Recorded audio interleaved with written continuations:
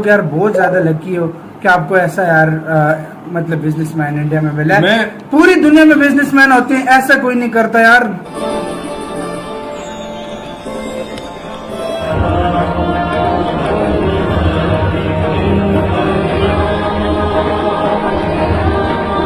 मैं कहता हूँ कि वाकई यार इतना बड़ा दिल जो है मैंने अपनी ज़िंदगी में वाकई किसी का नहीं देखा कि आप इतना ज़्यादा डोनेट करते हैं। मैं कहता हूँ कितनी तारीफ की जाए, कितनी तारीफ की जाए कम है। तो यार ये अपने आप में एक बहुत महान इंसान सच में ऐसे ऐसे लोग दुनिया में मैं कहता हूँ करोड़ों अरबों में ऐसे लोग पैदा होते हैं। सच में मतलब हर एक के पास इस तरह का दिल नहीं होता।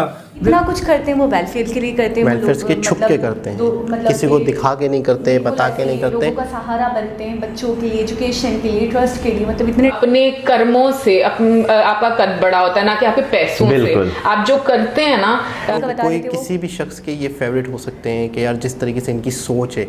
बच्चे अनंत और राधिका के शुभ लग्न की सब उत्सव शुरू हो रहे हैं और ये शुभ कार्य के लिए मेरा सौभाग्य है मैं यहाँ आई।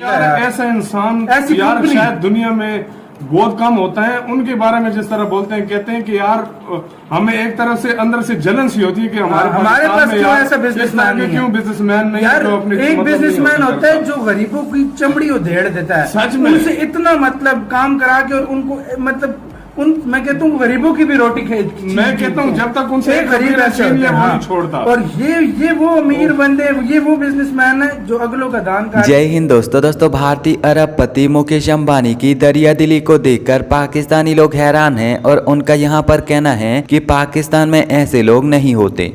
जैसे इंडिया में अंबानी यानी कि मुकेश अंबानी साहब ने अपने बेटे का किया था, यानी मुकेश अंबानी वो हैं कि जो पूरे पाकिस्तान का कर्जा उतार सकते हैं अगर वो चाहें।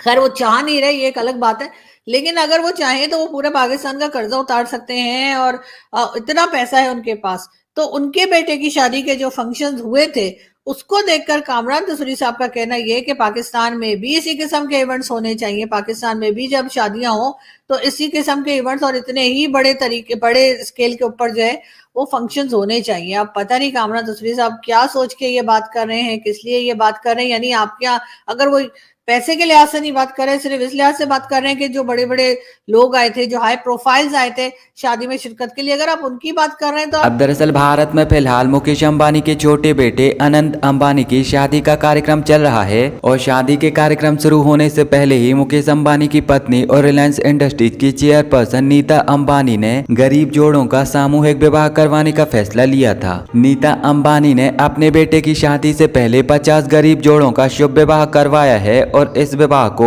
बिल्कुल उसी तरीके से करवाया गया है जिस तरीके से माँ बाप अपने बच्चों की शादी करवाते हैं। नीता अंबानी और मुकेश अंबानी ने इस सामूहिक विवाह कार्यक्रम में सम्मिलित होकर सभी रस्मों में हिस्सा लिया है और नीता अंबानी ने अपनी तरफ से नवविवाहित जोड़ों को बहुत सारे उपहार और दहेज सामग्री वितरित की है। नीता अंबानी ने इस सामूहिक विवाह कार्यक्रम में प्रत्येक नवविवाहित जोड़े को अपनी तरफ से कई सारे स्वर्ण आभूषण और वस्त्र भी दान किए हैं। इस सामूहिक विवाह कार्यक्रम को लेकर नीता अंबानी का कहना था कि वह बहुत ही ज्यादा खुश हैं और इस सामूहिक विवाह कार्यक्रम में सम्मिलित होने के बाद उनको बिल्कुल वैसा ही लग रहा था कि मानो वो अपने बच्चे की शादी में उपस्थित हों। नीता अंबानी का कहना था कि वह भगवान को खुश करने के लिए अपने बच्चों की शादी से पहले कुछ और शुभ कार्य करवाना चाहती थी और गरीब बच्चों की शादी करवाने से बड़ा कोई भी शुभ कार्य नहीं होता। एक ग्लोबल आप समझ लें एक फर्म है, उसका नाम है brokerage Jefferies, global brokerage Jefferies.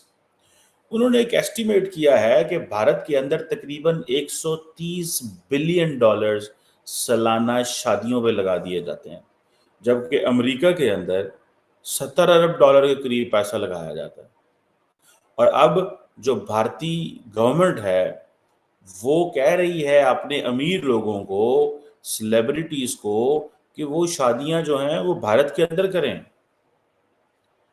और कहा यह जाता है कि ऑन एवरेज अगर बड़ी एवरेज शादी हो भारत के अंदर तो उसके ऊपर मिनिमम जो है वो $15,000 के करीब शादी हो जाती है।